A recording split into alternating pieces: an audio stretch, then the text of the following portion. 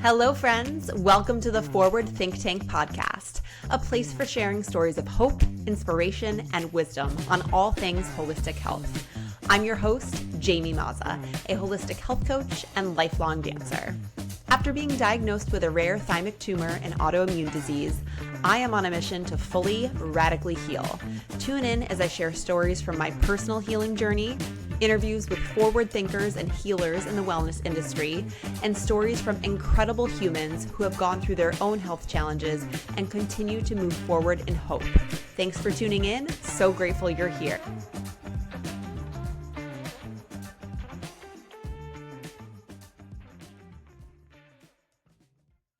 Hello, and welcome back to the Forward Think Tank podcast. I'm your host, Jamie Mazza, and I am here for a very special episode today. You heard me talk about it in the very first episode that I was going to be doing some interviews with my husband. So I have him here today. We're going to get into some very personal conversation. I thought it was so important to have him on the podcast because he's been such a grounding force in my life. We've been together for between dating and marriage. We've been together for over 12 years now, which is wild. You know, Nick, you've just been such an instrumental part of my life in terms of encouraging me to grow, supporting literally every decision I've ever made, how big or small, how silly or serious. You know, you have a very unique and positive way of looking at, I think, just about anything that has ever happened in your life. And I know part of that is because of the work that you've done on yourself. And the other part of that is probably, as you may say, due to, you know, your faith and your belief in God. And it really has helped me stand strong in all that we've been going through over this last year and even beyond that. So in the last episode, I talked a bit about my personal journey and things that have been going on in my health over the last really decade, because as you've probably seen, and you know, we talk about all these things all the time, tumors can take up to 10 years to grow and even show signs. So I really looked at what had been happening in my health, whether that be mental health related, or, you know, I talked a bit about like some inflammation from my skin, you know, the hormones I was on while we were trying to start a family. And then ultimately the only symptom that I had that this was going on at all, which was my eye issue, which led us into going to see the neuro-ophthalmologist. And I hope to have more than one conversation with you because it is a journey and I'm trying to capture it and document it in a way that's digestible and that it flows and that it makes sense. But I really wanted to have you here because I think that is going to hopefully be a little sense of comfort for other people who are going through this really not easy situation.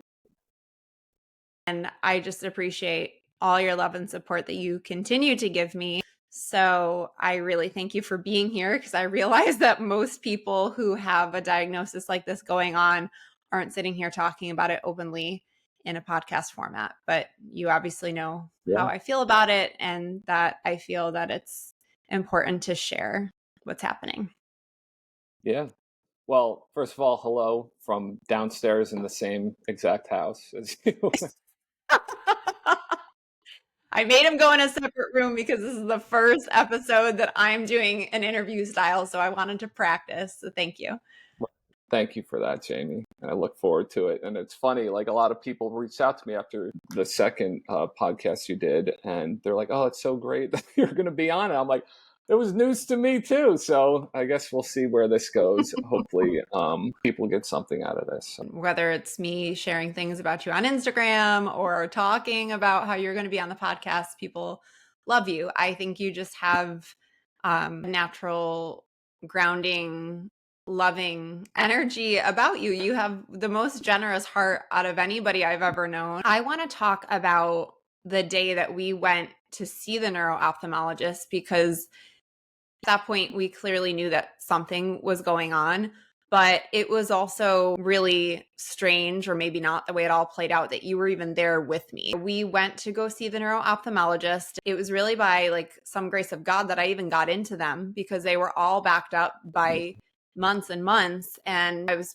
pretty desperate to get in because I was walking around with one eye open, which was just crazy, trying to still go through life, go to work, do all the things, and I think that something major wasn't happening. But we were able to get into a doctor with Weill Cornell, which I felt really good about being in that care and in those hands. And, they did some tests on my visual field and saw that there was some type of blockage or something that he really couldn't even detect. So I remember you sitting in that room with me, not to rehash all the trauma, because I don't necessarily think that that's a healthy thing. I'm so glad that you were there with me that day, because I can't imagine if I had gotten sent to the hospital alone. So they did that test, and the doctor looked at us both very seriously, and he said, I can't really get to the bottom of what's going on. I want you to do an MRI, and I want you to go today. And thankfully, you and I had not taken the train in, right? You'd driven me in. Yeah. So that kind That of was the first piece worked. of it. Yeah. Yeah. You know, Yeah. you were, and leading up to that, obviously you saw your normal eye doctor who recommended you go see a neuro-ophthalmologist. So going there, it was more like, hey, like I'll just, I'm in the area, like I'll just take you in instead of you having to go take the train. And I know your eyes were um, bothering you, so that just worked out really well. Yeah, it did. So, I think my initial thought was, oh my God, there's something wrong with my brain. I remember driving up the FDR. We were on our way to the hospital, New York Presbyterian. I don't know if you can remember at that point what was going through your head. Right. So, well, reverse back to when I thought everything was just totally fine, normal. He was just checking, he was doing all these tests on you. It started to get real for me was when he was like, I think you should go to the emergency room, like today. That was obviously a red flag, right? So, rewind, we were supposed to, I don't know if it was the next day or maybe over the weekend, we were supposed to go to my parents who live in South Carolina. So like Right. I, like an idiot, asked him like, oh well, could we maybe like, should we cancel that? Can we get on a plane or what? He's like, no, I think you should go in now. So when he kind of made it sound like urgent, it was like, okay, something's up. We don't know what. I wasn't jumping to any conclusions. It was just like, all right, let's go. Let's go. Thank God I have the car. I knew something was obviously wrong. Obviously didn't know the extent of it, but it was like, all right, well, good thing I'm here. So let's go. Got into the emergency room. That was my first time ever in an emergency room. So it was a very interesting experience. We sat there for, drumroll, 26 hours, which was exhausting. I know that they initially wanted to look at my head, right? So like the top of my skull to maybe like the neckline.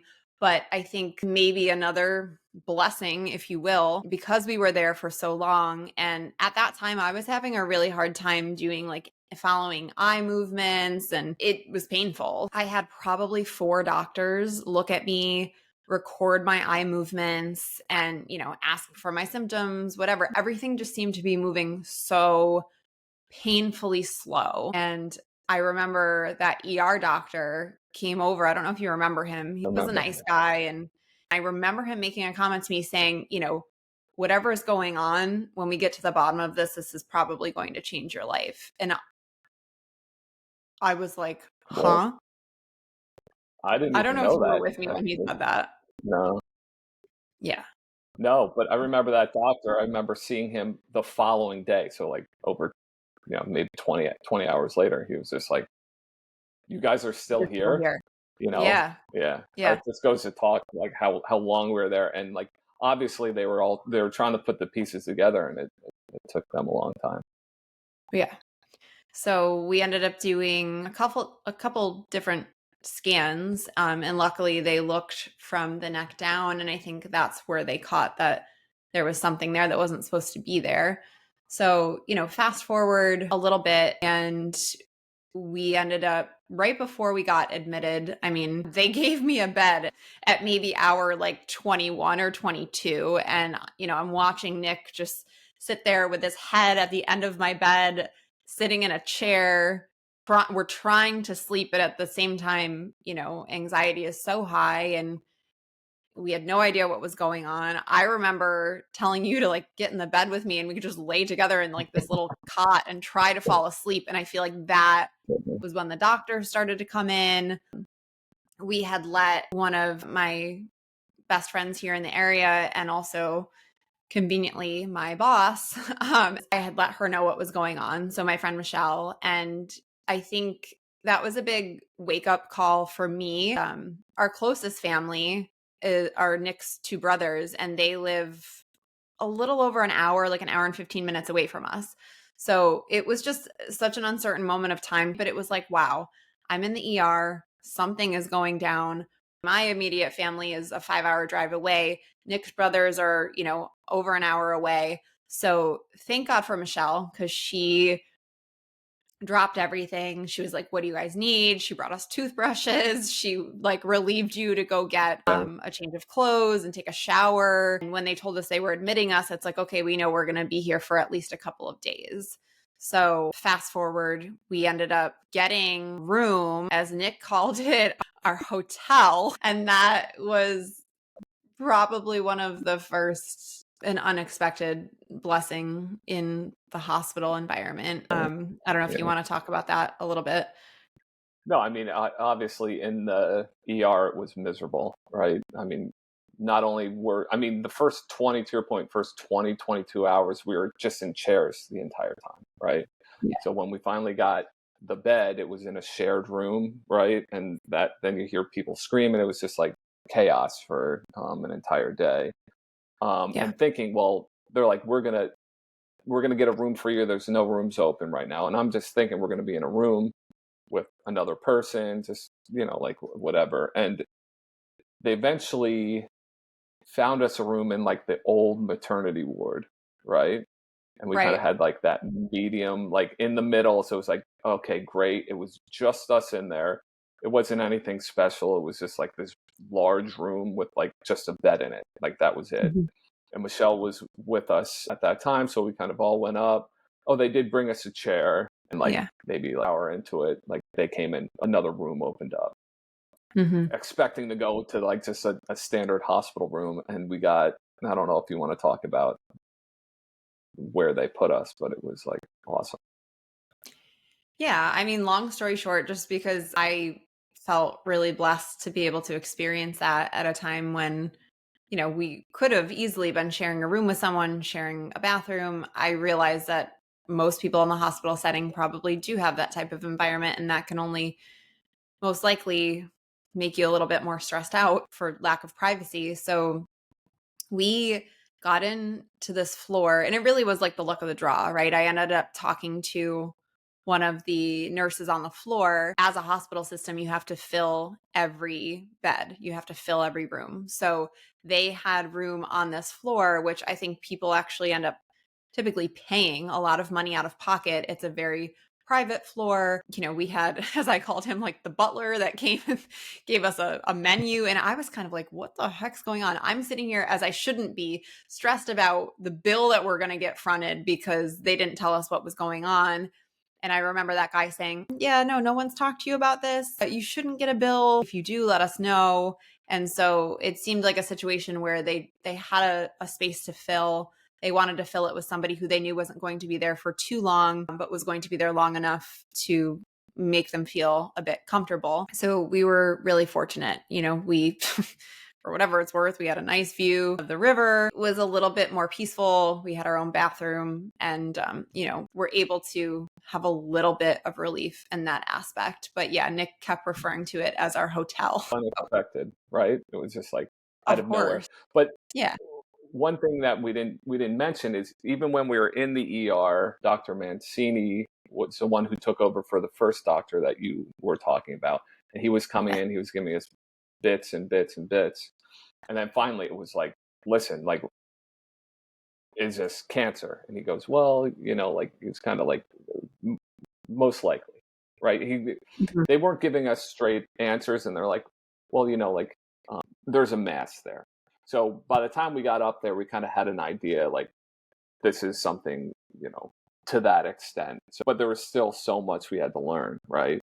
Um, Yeah. so And I think that's a good yeah. point. They couldn't say with certainty what this was. They did keep referring to it as a mass. I want to move ahead to the first full day that we had there because, as I said, Nick and I have been together for a long time throughout this entire 12 years. He's known me to be a dance fitness instructor, to be constantly encouraging him to move his body. So I was like, okay, I'm not shackled down to this bed in any way. I got to get the F out of here. So I went up to my nurses and I said, how do you feel about me going to take a walk? The nurse was like super sweet, young. She's like, yeah, of course. We encourage that as long as you feel okay and as long as you don't leave the campus. I remember feeling so nervous, even go outside and go for a walk, but just like that initial, like, oh my God, I'm out of the hospital, I'm out of this sterile environment felt freeing. Like I needed that for my humanness. And the next morning, I believe, was a Sunday. And I remember you telling me where you wanted to go. And I was like, I'm going to come with you. Well, through all of this, and as Jamie alluded to, I'm a pretty religious person. I've got a close connection to God, and throughout this, I'm probably praying nonstop. I vividly remember when I actually went or came home to pick up stuff, like just saying the rosary on the ride in total tears. I could barely see the road, but that just brought so much comfort to me. And then now this is all unfolding. I want to find a church in the area, and Mhm. I just want to go. So I was searching for different churches, and there was like a little chapel close by, but it was essentially a chapel for St. Jude. And for Mhm. those who know who St. Jude is, he's the patron saint of impossible causes. So I'm like, hey, this kind of feels fitting. So we walked in, and I think they already started Mass. Yeah. We were like, well, listen, we can't stay for the whole Mass because they're going to be looking for us, right? We're basically like escaped the asylum at this point. So we walk in, there's a statue of St. Jude, and then there's the priest giving Mass in front of us. So we start saying a prayer, and then we kind of turn our attention to the Mass, and he stops and he's giving blessing for healing for people who are sick. So it's just like, Yeah. oh my God, like, all right, you led us here at the right time, right? So we Right. walk in. That was kind of like a surreal experience. But then we walk outside, and our church is run by Dominican monks. So I see one of the monks. I'm like, oh, perfect. Let's get a little blessing here. And yeah, it was something special, right? We walked outside. Mind you, it's like a gloomy, cloudy day. It feels like it's about to pour. And we asked this guy for a blessing, and he's like, yeah, absolutely. So we're standing on the front steps of this church, and Jamie and I embrace each other, and he's giving us the blessing. We both have our eyes closed. I'm getting chills even thinking about it because it was just so surreal. It was, as soon as he starts, giving us this blessing, the sky opens up, and there's this beam of light. Like I open my eyes at that point. I look at you, and you open your eyes. You look at me. It was a moving I opened experience. one eye, I'm pretty sure, because I was like this. That's right. But for me and for you too, you could feel the presence of God, and it just soothed all of this chaos that I think we both were feeling. And to feel that presence, it just, I don't know, it made you feel like, okay, like we don't know where this is going, right? There's a lot of Mhm. uncertainty right now, but the feeling of God being with you is a very comforting feeling. So. Yeah, it was. I mean, I remember closing both of my eyes almost immediately after you asked that monk to say a blessing because I was just so emotional and I knew that tears were streaming down my face. And then as soon as I felt that sunshine, I mean, to me, it was like, yeah, like God or like your angels. Like I pray to, a lot of my relatives who have passed on all the time. Like I consider them my guardian angels. So I just felt all of them there with me and that moment everything's going to be okay. In that moment had a thought to keep record rather of like any of those little beautiful moments that happened along the way. I know for me, I thought that we were going to be in the hospital for like maybe a day or two, run a couple tests, and then be able to go home. Unfortunately, we were there for pretty much an entire week and did every test you could possibly imagine. I want to shout out the incredible staff at New York Presbyterian, because I think the entire year, between the hospital system, between naturopathic doctors that I've seen, nurses where I'm getting my IVs, even the nurses at like Duane Reade when I've gone to get a lab draw, have just all been really warm, friendly people. And there are a couple people that stand out in my mind. I don't know if you felt the same or if you want to add any more to this list, but I remember having to go to do the PET scan. And that for me was the most terrifying. I wish I could remember her first name off the top of my head. I ended up following her on YouTube. She was of Jamaican descent. So to me, she already had this like warm and cozy vibe. And as they were getting me prepped to go in, there's a little bit of a time lag where they have to put the dye into your system so that they're able to detect in the test. Sat there with me. I remember you like could sit in the room at one point, but then because of like the radiation exposure, you had to like distance yourself a bit. But she sat there with me and she was so sweet and just reassuring that, you know, this is just a small piece of figuring out, getting to the bottom of what's going on. And, you know, I was going to be okay. And my initial thought, just to lighten the mood and make myself feel a little bit better, was like, can we play some music? And she was like, yeah. She's like, yeah, we have a CD player. And so I was like, lady, it's 2023. Like, what do you mean you have a CD player, like a boombox? I'm like, okay. And so she throws, you know, some artist out there. I'm like, I like anything really, but you know, right now I'm kind of feeling like an R&B vibe or maybe like some old pop music. Like, what do you got? She's like, I got some J-Lo. I was like, oh, okay. She knows my spicy side. I said, okay, let's do it. And so I remember asking to go to the bathroom because I had that like nervous pee. So she put it on, and the song that started playing was I'm feeling so good. I knew that I would. Been taking care of myself like I should. It's something like ain't nothing gonna bring me down. And I was like, okay, all right, I see you, angels. Like, thank you for that comforting sign. Asked to go to the bathroom while that song was on, and I make these little like things up in my head, like, okay, if this happens, then this is a sign that like things are going to be good. And so I remember thinking, I can't remember if Let's Get Loud is on this album, but if Let's Get Loud plays when I come back into the room or during the test, like that is a sign. So another song was playing when I finished up in the bathroom, and I laid down on the scanner and I got ready to go in. I like can't even, because I'm like, this is silly. This was like a happy moment, but like also like a crazy moment. Let's Get Loud starts to play. So like, can you turn this up? This is my jam. She's like, stop moving. Okay, but you know, again, sign, I think, is what I was asking for. And that sign is what I got. That was a very special moment. Also kind of made me want to dance. So maybe mentally like took me out of that fear mindset. But she was, you know, one of those real life angels that just happened to be working that shift, happened to be there with me. I think Dr. Mancini, he was essentially ER doctor that turned into, you know, the primary resident that would check in with us on the floor every day.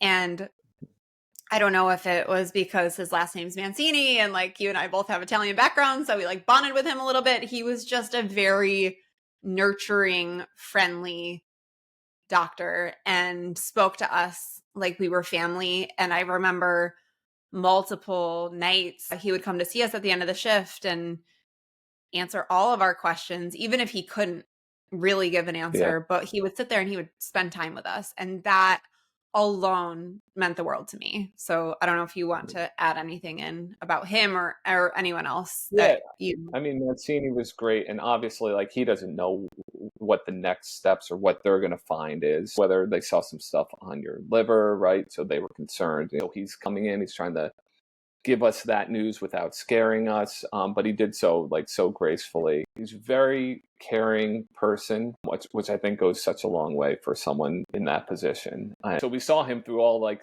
same up and downs we were having, right? So he would come in, give us something that was concerning, but then he'd come back, give us something, well, no, like that. We don't think that those are anything to be concerned about. And then we'd be all like happy. So we got to see all that. And it was nice to have someone like that. And he sat down, he would really connect with you. And I think that went such a long way compared to someone just coming in. Like a lot of the doctors that we've kind of run into, some are just colder than others. And he was very warm. And that felt like a blessing in itself to have someone like that kind of watching over your case. Definitely. And for anybody who knows me, this would not surprise you. But for anyone who has heard me talk over the last couple episodes, I'm very conscious with the food that I put into my system. So we were eating some of the food on that floor. It actually was not bad at all. Was It was actually phenomenal. really, really decent. And that's probably because of where we were and the fact that people do spend money to stay on that floor. But trying to be able to control whatever variables I could, and also knowing that I wanted to get outside. I think every day, like it started with me just taking a walk around the campus with you, then us going to church and like no one was watching us or getting us in trouble or you've been out too long. Every day I got outside and I walked all over the Upper East Side and got food from all of my favorite spots, whether it was Sweet Green or Juice Press or whatever. I was trying to do whatever I could to feed my body the right things while going through that. But also, I think to my nature, just trying to have a little bit of normalcy in whatever way possible. But something really important that I want to make sure that we don't miss in this initial conversation, I really owe all of this to you. I think because obviously we've been together for so long and you have seen all the time I've invested in learning more about wellness and becoming a health coach and always doing my research and thinking outside of the box of what I can do outside of like the conventional care to help support myself. It was amazing to me that at a time where both of our senses and emotions and anxieties and fears were heightened, you probably because you couldn't sleep at night were doing some research of your own in the hospital, and you ended up finding a couple of key people and the metabolic approach that I'm following. You really connected the dots for me on that. So can you talk a little bit about how you found that, who you found first, and what made you think that it was something you wanted to share with me? You've been kind of in my ear for however many years I've known you, just talking about health, right? You're a health coach, the way you cook at home, like you prepped me to pay attention to the healthier approaches to everything, right? And you're the type of person where you're very conscious about the things you do. You know, being in that situation feels like life is just totally upside down, right? You don't know what the next steps are going to be. Assuming the worst, you're hoping for the best, you're praying. And as it starts to unfold and we start to learn what it is, I'm like, well, I've never heard of what a thymus gland. What is that, right?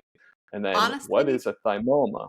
I was also texting, not to interrupt you, but like this gives you an idea of how uncommon this is. I remember texting two of my best friends who are nurses, and actually a third friend of ours, Erin, who is a nurse and works for New York Presbyterian, because I thought maybe she would know people. So I'm messaging three nurse friends, and when we started getting more insights as to what this was, and people threw out thymoma, I remember those friends of mine being like, I had to look into that. I didn't really know what that was. I've never heard of that. And there was then multiple people that I talked to that were like, what is that? Where is that? Totally. I've learned what it was, so then you just start obviously researching and you go down like these rabbit holes, right? What is it? What's the survival rate? Like what stage is it? And there's all these questions, and anxiety is extremely high. And in all of that uncertainty, I turned to the certainty. So I turned to God, and I asked him to direct me, show us the way. I stumbled upon through social media, believe it or not. I don't know if I typed in thymoma or what. this guy, his name is Owen. I think his Instagram name is Cancer Fighter Owen, or he's someone Mhm. that had a thymoma. He went the conventional route. They did chemo, they did radiation on. Ultimately, they did surgery on him, and they were like, "Okay, you're good to go." And then 2 years later, it all came back. Stage 4, terminal. The doctor's like, "There's nothing else we can do for you. Like, you have X amount of time to live." And that guy made the decision to say, "Screw this. I'm going to look for another approach outside of conventional. I have no other options." He did that, and he found the metabolic approach to cancer. And his page was talking about that. It was talking about going after cancer from a holistic approach. So from my perspective, I'm like, oh, this guy has the same thing that Jamie has, right? That has my attention. He's talking about doing it naturally in a less invasive way. I started to go deep on his content. And I remember there being a post about he was recommending like the 5 books I would read. And the second one I looked into was The Metabolic Approach to Cancer by Dr. Nesha Winters, and really started to resonate with me as I looked into that. And even a lot of his posts were talking about that. He was talking about fasting. He was talking about keto. He was talking about all these different things that were helping him. And I think the thing that actually jumped out the most to me was when he said, when he went back into the hospital, he had a massive tumor and they said they couldn't do anything. And then he followed one of these approaches where he went on a 7-day water fast to a Mm. clinic. And in doing that, his tumor shrunk by like 30%. These different things that jumped out to me, specifically thymoma and the holistic approach, and then found Dr. Nesha, went down that path. And then from there, I started listening to Dr. Nesha, or I think I was on her website, and she was interviewing doctors. So then we stumbled upon an interview with her and Dr. Lori, who we're currently working with. But I remember thinking I should mention this to Jamie. Obviously, Owen, I shared it with you. And I feel like throughout our journey over the years, like I would get into one thing and I would say, all right, personal development. And I would get into like Tony Robbins. I'd be like, oh my gosh, I'm learning so many like amazing things. And I would say, hey, Jamie, you have to listen to this. You'd get so much out of it. And you'd listen to it and you'd kind of relate. But I noticed you always gravitated towards females who were saying kind of the same thing. But it was like, okay, Yeah. well, that makes sense. You can relate to them. So I'm like, all right, Yep. you have these 2 female doctors. I'm like, why don't you listen to them? And then I think the rest is history. I remember you sending an interview with Dr. Lori and Dr. Mindy Peltz, who talks a lot about fasting Mm, specifically for women. And I think that was the one I listened to first. And I remember thinking, wow, I like them both. Everything they're saying makes sense. And then you had sent me one with Dr. Nesha and Lori. And then I started listening to more of Dr. Nesha, and I just got comfortable and familiar with the methodology. It made a lot of sense to me. It was obviously very appealing to not think about going the conventional route, although, as we've learned, there's a time and a place for that. And there's a reason why we're on the route that we're on, but we're able to combine the best of both. You made it very seamless for me because you know me and you know prior to all of this, with any major decisions in my life, it's so tough for me to land on an answer and sometimes to take action. So the fact that I didn't have to research any of this, you found it, you saw how relevant it was. I mean, obviously, this was a very unique type of diagnosis, and the fact that it's very uncommon. So, the fact that you even found Owen, probably very meant to be. And, then come to find out, I eventually started looking on social media myself, and I found like one other person that had any type of post or using the hashtags thymoma, but you made that decision so easy for me. And obviously, I don't think you knew what you were doing when you found all of that. But I think that you can also agree that the trajectory of my healing journey has been what it's been because of those metabolic doctors. I think there are certain definitely. things that have been really easy for me to acclimate to, but they really have been such a guiding light, I think, at Mm, a time where things can feel so daunting and heavy, and they really work together with both of us. You've sat in on most of the Yeah. calls that I've had with these doctors, and they really look at me as a whole person. And that's what I love, because it's not just here's the medicine, good luck. It's like, well, here's how we clean up, maybe the Yeah. side effects of that med, and here's how we keep you healthy, and here's how we get you to bounce back, and here's maybe some of the terrains that need a little bit of improvement. It's a Right. very tactical, tangible, and action oriented approach where I think you and I have both learned so much. Right. And it's funny, and I think you're unique in that way. For you just said there, like, it was such an easy thing.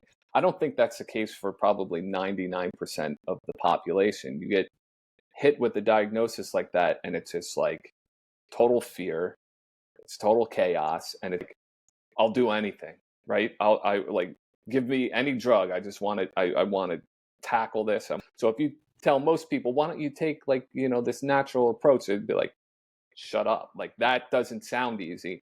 And for me, it was kind of like, well, like, it's not an easy decision, because it's like, you have like the conventional side. Do we really want to mess with that? Like, we're talking about your life here. But for you to view it in a way of like, oh, that's so easy, like, that's so aligned with you. I No, no, mean, I don't mean it like, you're seeing it as me doing all this was easy. And I think it was easy for me to like I bring mean a the lot of those decision side of aspects it. into my life. You made the decision easy for me. Like, you presented me with that information, and it was such an easy yes to begin to work with them. I want to thank you for that. I know I've done it many times already, but I want to thank you for doing some of that legwork for me, because I was such a deer in the headlights and everything just felt so overwhelming. I didn't know what my next step was. So Nobody check did. that I off on mean, the list as like one of the blessings I think that just kind of came our way as a result of asking for guidance. yeah, yeah. I mean, you're my wife. I love you deeply, and in that moment, it's just like, I will, like, I don't know. I need to do whatever I can to help her, to be here for her, and to support her. And a small piece of that was looking for solutions. And I think God directed us down the path that He did.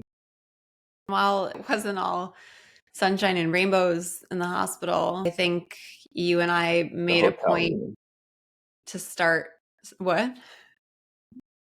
you mean the hotel? Like the hotel. You and I made a point to start a couple of rituals that we still do to this day. Maybe not every day, but I know there's one in particular that we do every day. Again, me just needing normalcy. I think more or less every night in the hospital, I would force you to dance with me. It is just one of those things that has always been healing to me. It always takes me out of my mind, puts me into my body, and just connects me, I think, with like another source, and obviously allowed me to directly connect with you and just kind of take the noise out. So I encouraged you to dance with me pretty much every night. And then and I think it was your mom that sent this to you, but then my mom also like sent it to you, or maybe your mom sent it to my mom. I don't know. The prayer that you say over me, and honestly, fast forward almost a year out, you've been saying it every night. Maybe that's something I could put in the show notes after this, because I think it was such a Yeah. beautiful healing prayer. It's also something that has become a bit of a habit for us. And I love that, because it's Mhm. establishing a routine at a time where things can feel so awry. I don't know if you want to say anything Absolutely. about any of that. You don't have to, but I mean, you don't want me to say the prayer, do you? no, no, no, no, no. Joking. No, but how did you Yeah, find well, the prayer? Did your mom send that to you or no? so my mom sent it to your mom maybe even before all of this, because we were Mm. going through this whole fertility like saga, and really weren't getting too far. And prayer from those who know who Padre Pio is. He's a saint. I highly recommend you look into him, because you'll be blown away about his life and the amazing things that have happened. And I have a close connection with him. That's your And boy. it's actually, my boy. It's actually funny because like I would incorporate and ask him for guidance throughout this whole experience, really from the beginning of all of this. And I remember I mentioned before, there's all these little things that have kind of just like weird, like, is it a coincidence or is it actually like divine things happening? And I mentioned before, I was driving home when you were in the hospital with Michelle to go pick up clothes for us. And I remember praying the rosary, getting home. I just stumbled on a video of Padre Pio randomly. And it was talking, oddly enough, about how he healed this person of throat cancer. And I was Hmm. just like, what a weird video to stumble upon that was related to that. And we didn't know what it was at the time, but I'm like, that's pretty interesting. And it gave me some peace. But the weird thing is, we were talking about signs and stuff like that. I'm kind of that way too. Just, Lord, let us know like you're present in all of this. Mm-hmm. Well, maybe I found that when I was still in the hospital, definitely. And then on the ride home, prayed the rosary. Once I finished, I got a text from Dad, Mm-hmm. who I don't even think knew too much about what was going on. And it was the same exact video. It's like, what are the chances of something Wow. like that happening? Really, from that point on, I'm like present in all of this. So then to have your mom send this prayer from him, which is such a beautiful, like, whether you're religious or not, and I understand there's going to be people who are listening who are not, which is fine. Look at that prayer. It's just so like Yeah. Beautiful before prayer. its time. I think this was like from the 50s. I think this is going to be the first of at least a few conversations that you and I have on here. And I think as our journey, you can roll your eyes all you want. The people love you. I got to give the people what they want. This is a very unique situation, I think, in the fact that you're even willing to do this with me. And it means a lot because I think people can learn a lot from different perspectives and different ways of seeing things and different ways of, choosing to trust the signs or show support. And I think a lot of people in my life have reached out to me and they always ask, like, what do I need? And I think that it's often so hard to answer because you and I are going through this day by day. And sometimes I need nothing. And sometimes I just want to be alone. I'm glad that I'm not alone. I'm glad that we have each other so that we can, talk through this together. I think the last question, and this is a very open-ended question, so whatever is on your heart, I think would be helpful. But the last thing I want to ask you before we wrap up is there any advice you would give to people who are listening, who are support systems to other loved ones going through a diagnosis from your own perspective? It's a tough question, but Typically spouses, yeah. Yeah, maybe I that mean, narrows it a little bit. listen, you're going through your life and then you get hit with something like that. And you're just, at least this is how I live my life. I'm always kind of like focused on the thing in front of me, but I'm also looking into the future to say, like, do this now, then we can get here. And I'm a bit of a planner and I'm always a doer and I'm trying to progress our lives, viewing our future. Where are we going? And when you get hit by something like this, it's the weirdest feeling. You really can't describe it, but it's almost like it feels like that could be cut off, right? And you're in total disillusion. You don't Yeah. know. It's like so much uncertainty, and it's a very scary place to be in. And I think a lot of people react to that differently. For me, I am the type of person that has, I guess, trained myself to say there's good, kind of live by this a bit subconsciously at this point, but there's good in absolutely everything. You can always find something that is good in any situation. And even Mhm. little things. From the beginning, I was like, okay, we are deepening our relationship. So for me to have something like that, I think is very grounding. Mhm. But when you're hit with so much uncertainty, I think a lot of people, if you don't have something to hold on to, you will just spiral down a well of like total chaos, which would lead to crazy anxiety, and you don't know where you're going. I can't imagine that feeling. And I would imagine a lot of people go down that path, right? Mhm. For me, it's different because there's so much certainty when you're hit with a brick of uncertainty to have like a foundation to stand on of groundedness. It gives you a plane to look at everything much differently. I can't imagine people who don't have that. Obviously, that's how I live my life, so I can't really relate. But I would imagine you go down this whole. Probably I don't blaming even know. yourself.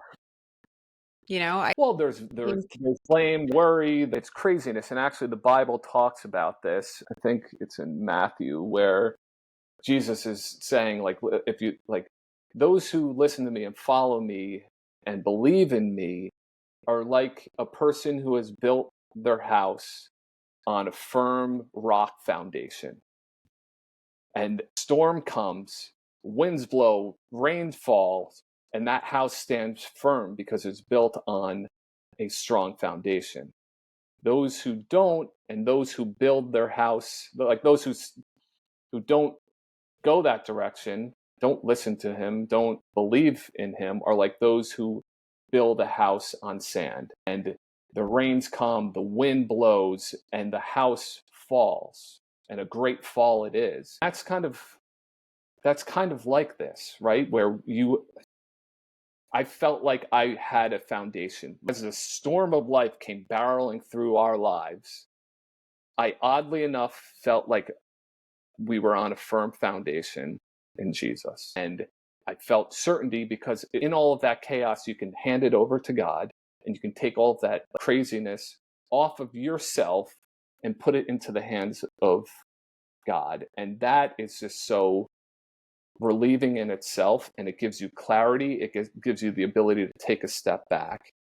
And maybe someone listening to this is like, well, I don't have that. Like, thanks for, sharing nothing. I would encourage you to find that, because at any moment you can give that to Jesus and feel that relief. yeah. I mean, I Yeah, think you I brought up mean, that's what I Mhm. would suggest, Yeah. And And actually, on I, that point, sorry for going off, but you got me on a tear here. But okay. I think back to Dr. Lori, and we went to her clinic in Canada, and I just remember she has this wall where she lets everyone write different things on it, and I was Mhm. looking at them, and it's like there's so many people who were saying, whether it's biblical quotes or it was just like, wow, like it's something like this, like even if you're not that kind of rolls you into turning towards God. So if someone is in this and feeling all of the craziness and hasn't done that yet, that would be my advice. And I don't know if it's advice that people want to hear, but that's what worked for me, um, Yeah. I mean, and thank you. continues to every single day. Thank you for sharing all of that. I just want to echo what you said.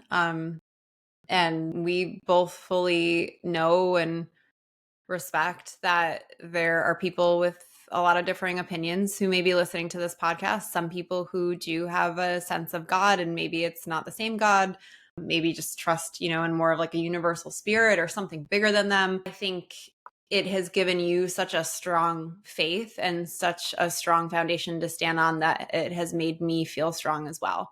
And I remember saying to you in the hospital, I just had this overwhelming sense that there was this voice in my head, call it the angels, call it God, call it whatever you want to call it, that was going to get through this. And it may not be easy, but I'm going to learn a lot from it. And then I'm going to share it, which is why we are here having this conversation on this podcast. And that has honestly been the driving force behind what is keeping me going. And that and the fact that I feel well. But the other thing that I want to touch on is that I wasn't always strong in faith, I'll say, as you are. And I think as somebody who used to really come down on myself a lot and be my own worst critic and feel like things were all my fault or it was all up to me, I'd put so much pressure on myself and it would feel so overwhelming sometimes to get out of it. So the fact that I am able to look at this crappy situation and give it to something bigger than me does feel like a relief. And, the last thing I want to say about what you said, because sometimes it would really piss me off, no offense, because you're such a glass half full guy and you're always asking me, what is the good in this situation? There was a lot of times where I basically like gave you the middle finger and said, there's nothing good about this.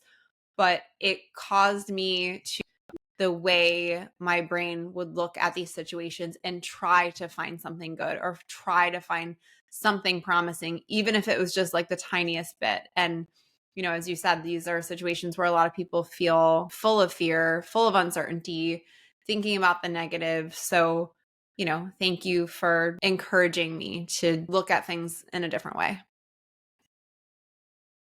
Good. Well, you're the one actually acting on it. I can say it all day long, but if you don't do it, and I feel like I've always shared bits that I've learned with you, and through this, I feel like, and even leading up to this, you started to take what I was saying, and not just me, like a number of people in, you know, I guess the mental health side of things, and started to implement them. And I definitely commend you on this. And I think you were doing so much work on your mental side even before all of this. And I think that had a huge impact on everything, because you Huge. kind of came into this in a place where you had that a bit under control, and you were able to then bloom, I guess, through all of this in kind of being put in one place. You can make two decisions. You can say, you can go down a dark path, or you could say, I easily could go down the dark path, but let me choose the other way, even if I don't know if it's going to work. And it usually works out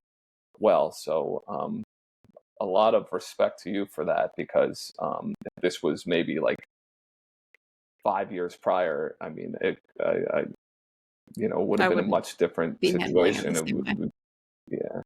So Yeah. I encourage everybody, whether you're going through this or whether you're a spouse of someone, to work on your mental health. What worked for me was Tony Robbins, and obviously faith. So Yeah. Well, I think got a lot of really good points here and hopefully some interesting stories to keep people entertained. I want to thank you again for taking the time out of your night for doing this with me. It feels nice to be having this conversation outside of the confines of our home, because I think that people will take something away from this and people will hopefully learn from this. I was just so wanting to have you share your perspective in the way that you're choosing to look at this, because I think people who are going through it could use some encouragement. So thank you. I love you. I love you. Great So job. thank you all for listening. Hopefully this will be the first of many conversations that Nick and I have together. So please leave some comments or save this episode, share it. If you found it helpful, send it to somebody you know and love that's going through a diagnosis of their own, or I don't know, just like give all the hearts to this episode with Nick so he knows that we want to bring him back. And We'll as I see. said in the last episode, I appreciate any support around this podcast in any way that you can bring it. But there is a specific feature within Spotify for podcasters where you can show listener support. So absolutely no pressure. There is a way to show monetary support around this content. I appreciate it so much, as I'm trying to make this more of a full-time thing, bring you relevant, relatable, and also informational content wherever you are on your healing journey, or whoever it is that you're sharing this with. And so I thank you for being here. I thank you for tuning in, for listening. And again, Nick, thank you for having this conversation tonight. Stay tuned You're for welcome. more. Love you. Love you.